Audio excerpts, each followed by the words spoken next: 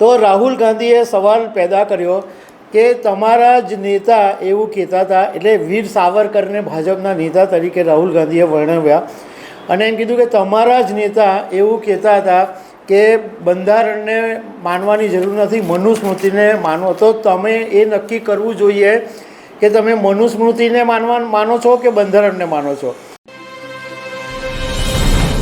નમસ્કાર. લોકસભામાં અત્યારે શિયાળુ સત્ર ચાલી રહ્યું છે અને 2 દિવસથી બંધારણ પર ચર્ચા ચાલી રહી છે.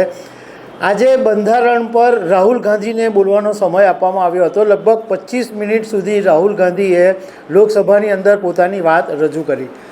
એમાં ઘણા બધા મુદ્દાની વાત કરી, મનુસ્મૃતિની વાત કરી, વીર સાવરકર વિશેની વાત કરી, જાતિગત વસ્તી ગણતરીની વાત કરી, એકલવ્ય અને દ્રોણાચાર્યની સ્ટોરીની પણ વાત કરી.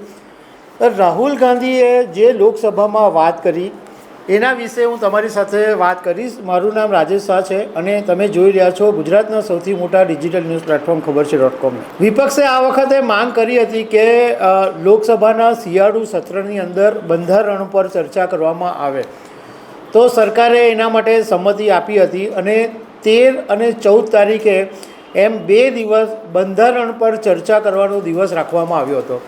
આપણે જોયું કે ગઈકાલે કોંગ્રેસ નેતા અને વાયનાડથી સાંસદ પ્રિયંકા ગાંધીએ બંધારણ પર ખાસી એવી વાત કરી હતી અને વિપક્ષ એવો ભાજપ પર આરોપ લગાવી રહ્યું છે કે ભાજપે બંધારણના લીરા ઉડાવી દીધા છે. અત્યારે બંધારણને 75 વર્ષ પૂરા થયા છે એટલે આ ચર્ચા ચાલી રહી છે. હવે રાહુલ ગાંધીએ જે વાત કરી એમાં એમનું કહેવું એમ છે કે વીર સાવરકરે એવું કીધેલું હતું કે બંધારણ, આપણા ભારત દેશના બંધારણની અંદર ભારતીય જેવું કંઈ છે જ નહીં, ભારતીય જેવું કશું જ નથી એવું વીર સાવરકરે કીધેલું. અને વીર સાવરકર એવું માનતા કે ભારત દેશ છે એ મનુસ્મૃતિના આધારે ચાલવો જોઈએ. તો રાહુલ ગાંધીએ સવાલ પેદા કર્યો કે તમારા જ નેતા એવું કહેતા હતા, એટલે વીર સાવરકરને ભાજપના નેતા તરીકે રાહુલ ગાંધીએ વર્ણવ્યા અને એમ કીધું કે તમારા જ નેતા એવું કહેતા હતા કે બંધારણને માનવાની જરૂર નથી, મનુસ્મૃતિને માનો. તો તમે એ નક્કી કરવું જોઈએ કે તમે મનુસ્મૃતિને માનો છો કે બંધારણને માનો છો. જો તમે બંધારણને માનો છો એમ કહો છો તો એનો મતલબ એમ છે કે તમે વીર સાવરકરને શરમાવો છો. હવે મનુસ્મૃતિની જે વાત રાહુલ ગાંધીએ કરી એના વિશે તમને થોડીક વાત પણ કરી દઉં કે જાણકારો એનું એમ કહે છે કે સ્મૃતિનો અર્થ થાય છે ધર્મ અને મનુએ આ આખો ગ્રંથ લખ્યો છે એટલે એનું નામ મનુસ્મૃતિ પડ્યું છે. અને આની અંદર ટોટલ 12 અધ્યાય છે અને 2684 જેટલા શ્લોક છે.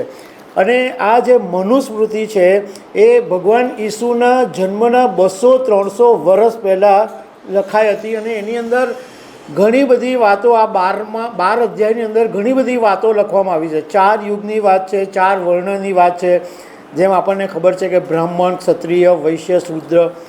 મનુસ્મૃતિની અંદર અપરાધ નિવેદન અને ન્યાય વિશે એટલું બધું ડિટેલમાં આપવામાં આવ્યું છે કે જેમ અત્યારે આઈપીસીની કલમ, સીઆરપીસીની કલમમાં જે પ્રમાણે પોઈન્ટ ટુ પોઈન્ટ એટલે વિગતવાર વાત છે એવી જ વાત મનુસ્મૃતિની અંદર પણ લખવામાં આવેલી છે. ડૉક્ટર બાબા સાહેબ આંબેડકર મનુસ્મૃતિના બહુ જબરજસ્ત વિરોધી હતા અને 1927માં એમણે મહારાષ્ટ્રના મહાડની અંદર જાહેરની અંદર આ મનુસ્મૃતિની કોપીને બાળી નાખેલી હતી.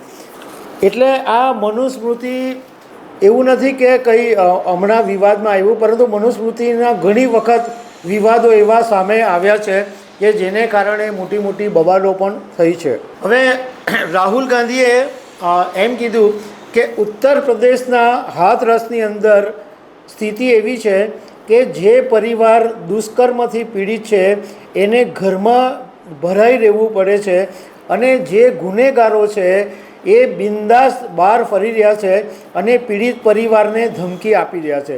તો એનો મતલબ એમ છે કે આ વાત તો બંધારણમાં લખેલી નથી, તો તમે મનુસ્મૃતિ મુજબ ઉત્તર પ્રદેશમાં ચલાવો છો, આ વાત ભાજપના પુસ્તકમાં લખેલી છે એવી વાત રાહુલ ગાંધીએ કરી અને તમારા રાજની અંદર જ મનુસ્મૃતિ લાગુ થઈ રહી છે.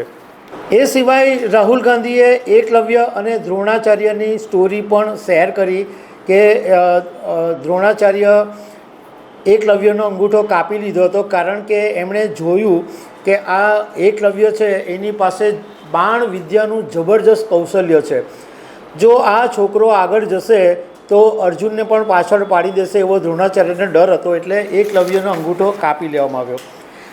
આ એકલવ્યની સ્ટોરી કહીને રાહુલ ગાંધીએ ભાજપ પર એવો પ્રહાર કર્યો કે તમે આજે આ જ કામ કરી રહ્યા છો, યુવાનોના અંગૂઠાઓ કાપવાનું, યુવાનોના જે કૌશલ્ય છે એના તમે અંગૂઠા કાપી રહ્યા છો.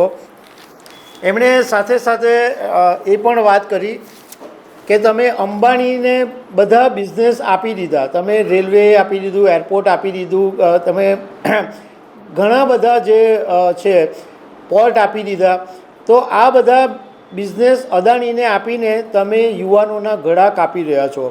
એ સિવાય રાહુલ ગાંધીએ એવું કીધું હતું કે મેં વચન આપ્યું હતું કે આ સંસદની અંદર જ હું જાતિ વસ્તી ગણતરીને લાગુ કરાવીશ અને 50% અનામતની જે દીવાર છે એને તોડીને રહીશ, તમારે જે કહેવું હોય તે કહી લેજો, આવી વાત રાહુલ ગાંધીએ કરી. મતલબમાં બંધારણ ઉપર આજે રાહુલ ગાંધીએ ભાજપ ઉપર ઘણા બધા પ્રહારો કર્યા. તો દર્શક મિત્રો, આવી અનેક વાતો સાથે અમે તમને મળતા રહીશું. Thank you very much.